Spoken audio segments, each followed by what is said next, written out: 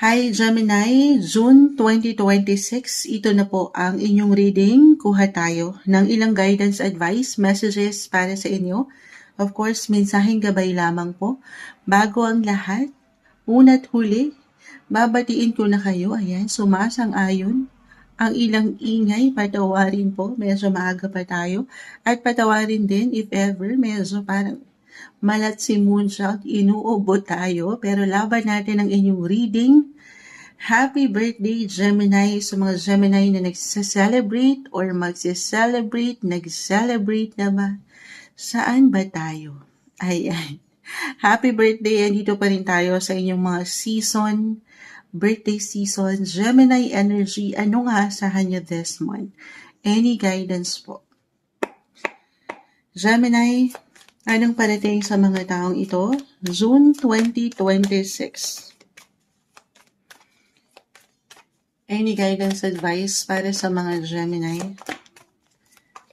Anong kanilang kailangan marinig? Anong parating sa kanilang buhay? Gemini, guidance advice, Gemini energy, para sa taong maring makapakinig dito. Ni Gemini, mensaheng gabay po. Kuha muna tayo ng ilang messages. Okay?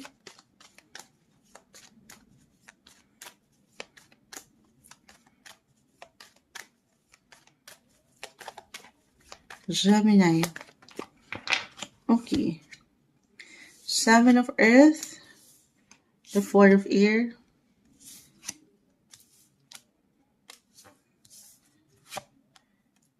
mag-add tayo. Okay.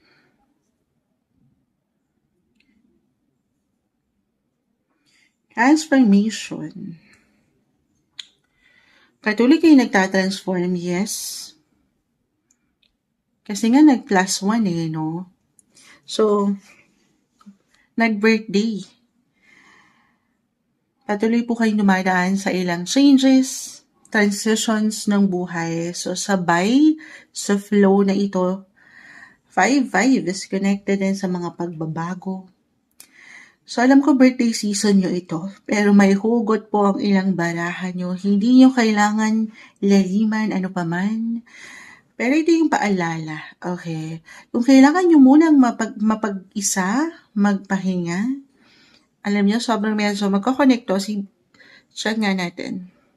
Kahit po si Moonchild, ay hindi ko rin alam ang magalawan sa planeta. So, nag-iikot-ikot din yan sila. Naglilipat-lipat po sila, ha? Nothing is yet set in stone, guys. Lagi kong na-mention, totoo yun. Everything is temporary. Yan ang ating reality. Pwedeng mabago ang mga sitwasyon. Meron din kasi kayong mga free will. One decision away ang mga bagay. Speaking of, parang gustong mapag-isa, mapagnilay. Kasi ganyan tayo no? Dinamay mo pa sila, Moonshot. Nandamay pa. This is for some. Tayo ay general reading. Okay, of course, just only take what resonate. Si Mars, the planet of energy, marahil kailangan kong mabanggit yun. Right now, nasa inyo mga 12th house. 12th house, Gemini, 12th house of solitude, alone time, may pagka-private, low-key, di ba? Kapag nagbe-birthday tayo, meron tendency lang naman. For some of you na gusto lang munang mapagnilay, nagiging higit tayong emotional, conservative, sensitive. So, okay lang yan. Damahin ang kailangang damahin. Iiyak ang dapat iiyak. Ayan, may ilang dala-dala kayo dyan. I see and I feel for some na kailangan muna talagang mapag-isa. Ayan, baka sa paraan kung saan pwede kayong bumiyahe, may dumaraan na aeroplano. Sana all kapag medyo exhausted, wow, medyo pagod ang pakiramdam, low-key, ay pupunta sa New Zealand. New Zealand? Saan galing yung New Zealand? Ma-mention ko lang kapag pagod, nagta-travel. Alam ko, iba-iba tayo sa pagkakataon na yan. Hindi lahat ay pare-pareho na merong opportunity na makapaglayag, makapasyal sa inyong paraan para makalimot. Alam niyo yun. Pero sa inyong paraan, take it easy, pahinga, hinga, ipahinga niyo ang inyong mga sarili. Or do some reflection. Okay? Yes. Do some life review sa ilang mga pinagdaanan niyo na, especially nitong mga nakalipas, yung mga hindi madadali. Meron at merong mga lessons dyan, guys. Lessons learned in life na kung saan sa through pwede nyo magamit, okay, sa mga bawat na desisyon or aksyon na pwede nyo pang gawin sa hinaharap. Transformation. Actually, this is the death card. Hindi kailangan katakutan, laliman, ano pa man. Sabi ko nga, nag+1 kasi kayo. Sign of rebirth. Okay? Renewal. Para kayong pinapanganak ulit sa una. So, sasabay kayo dito. Paangatin nyo yung paniniwala, ano man ang edad nyo ngayon. Gemini, bilang kayong mga youth. Yes, kayo yung tinatawag ng mga youthful sa zodiac. Mga bata, looking young. Ano man ang edad nyo na, sasabay kayo dito sa mga pagbabago ng buhay. Okay? Hindi kayo papahuli sa mga Gen Z or ano bang tawag ngayon. Tulungan nyo si Mooncha. Gen X, ganun ba? Pero, very innovative, transformative na yung energy nyo. Hindi na kayong yung kagaya ng dati. Na, alam niyo yun, sa pag-iisa, guys ha, sa pag-iisa, maaaring meron kayong pwedeng umangat na liwanag dyan. Liwanag kung saan magagamit nyo, as I mentioned, sa bawat aksyon na pwede nyo pang gawin sa buhay. Okay, medyo may hugot, no? So more on self-care, me time, me, myself, and I, yung energy, kahit ngayon lang. Gemini season, birthday nyo. Okay, do some self-love. Kung kailangan magpaspa, magpaganda, dyan po yan. Healing ang 12th house, guys. Healing, physical, mental, emotional, or even spiritual. Napakagandang pagkakataon to consult someone, if ever, ano man pinagdadaanan nyo ha. Physically, mentally, or even spiritually, may pagka-ermitan nyo si 12th house Ito na. Kahit sa, halimbawa, may mga, lalapit kayo kay Moonchild bilang isang ermitanyo. Consult someone na makatutulong sa inyo kahit sa simpleng pagpapayo, ano man ang pinagdadaanan nyo. Hindi kayo mag-isa. Hindi kayo nag-iisa. Okay, meron kayong karamay. Andito lang si Moonchild. Yes. Other messages. Tayo live na live. If ever may nagko-comment, babalikan ko kayo maya-maya. Pero ilalaban ko pa lang po ang mga Gemini. Kasi nawawala yung comment, guys. Disappear siya. Babalikan ko, check ko maya-maya ha. Laban ko lang po. Other messages, guys. Marahil kailangan kong mabanggit to. Nakita ko si 7 of Earth. Meron tayong darating na full moon this, actually, end of May. So, by the time na mapakinggan nyo to, guys, nasa Mayo pa lang tayo. Oo, kasi nga, syempre, bago pumasok ang buwan ng Hunyo, kailangan mabasahan ko na kayo. Monthly tayo, guys. Meron tayong darating na full moon this end of May nga. It will highlight your 7. Nakita ko kasi si 7. Maybe kailangan kong mabanggit. 7 of Earth.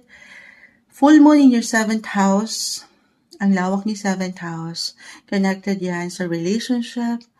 Or kung single kayo, pwede naman po partnership, business, or marriage. So, hindi kailangan ano pa man ha. Pero full moon is all about endings, completion, culmination. Yes, for some, dalawa lang ito, I will be honest. Sa sobrang may paalam ko, birthday season, Moonshot, inaano mo kami. Nangaano ka? Hindi nyo kailangan laliman ha. This is for some. General message tayo. Kailangan ko itong mabanggit marahil. Lalo kung may pagkapagod na talaga at hindi na ito something nag-iwan sa inyo ng purpose. Nagsaserve ng something purpose. Dalawa lang po kapag full moon in 7th house. Either wawakasan na po. Unahin na natin yung wawakasan ng relasyong ito. Kasi may ilang imbalances, magta-transform na kayo. Sabi ko nga, sabay lang sa flow. Let things flow naturally sa connection. Huwag niyong bibigyan ng control.